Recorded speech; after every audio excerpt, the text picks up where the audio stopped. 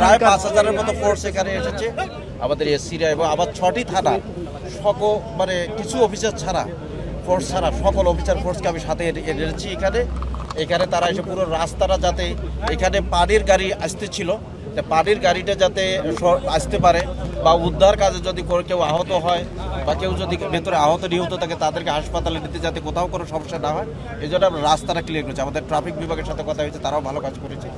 এখানে আমরা সেখানে দেখেছি প্রচুর মানুষজন আসতেছিল, বাট আমরা গেট যেহেতু বন্ধ করেছি, মানে ক্লোজ, মানে গেটটা নিয়ন্ত্রণ করেছি, যারা কার্ডধারী লোক ছাড়া বা সাংবাদিক বৃন্দ ছাড়া কেউ আসতে পারেনি।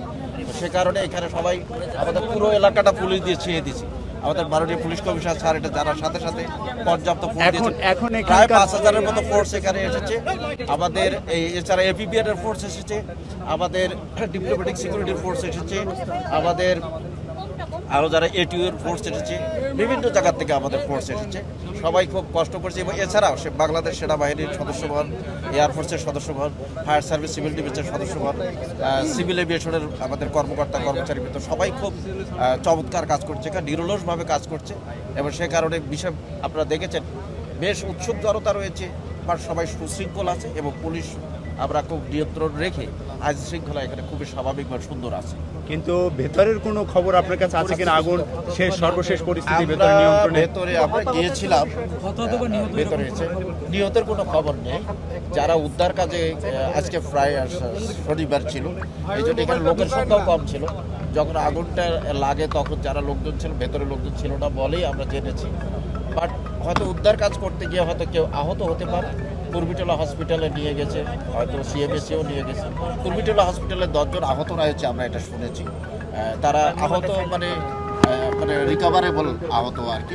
তারা কি উদ্ধারকারী? সেটাকে সিসিটিভি ফুটেজে কি আপনারা দেখতে পাচ্ছেন কি দেখিনি, বা আমরা বলতেও পারবো না। এটা ফায়ার সার্ভিস ও সিভিল ডিফেন্স, ওনারা এই বিষয়ে মানে কনসার্ন, এবং এটা তাদের সাথে প্রাসঙ্গিক, তারা নিশ্চয়ই এটা দেখবেন।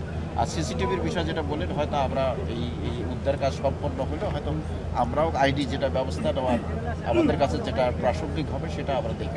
আহতদের মধ্যে উদ্ধারকারী নাকি অন্য কোন বিমানবন্দরে কয়েকজন উদ্ধারকারী যারা ফায়ার সার্ভিস, সিভিল ডিফেন্সের লোকজন।